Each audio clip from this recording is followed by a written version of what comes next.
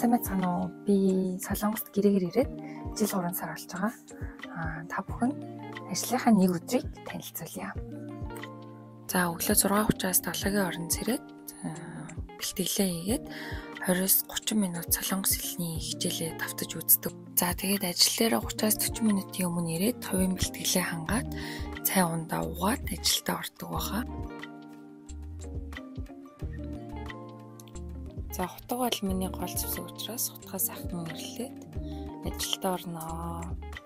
За миний хийдэг ажил гэх юм бол гахаан хавиргыг гахаан багтаа наадаг өдрийн наадаг нормтой 600-700 ширхгийг наана. Өдөржин яг ингэ цогсоод энэ үйлдэлээ өдөржин татдаг байгаа.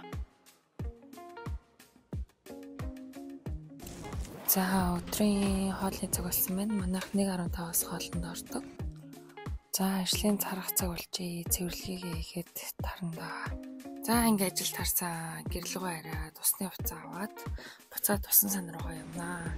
Өдөржин зогсож ажилладаг учраас бие маань маш их булгардаг, хөдөлгөөнгүй зогсдог учраас маш их нуруу өвддөг. Тэгэхээр усан санд сайхан нэг цаг сэлж гэртээ ирнаа. За харин гэртээ орж ирээд 1-2 цаг альчаалаа тайлаад компьютер тоглоом тоглох дуртай тэрийг тоглолтгоо.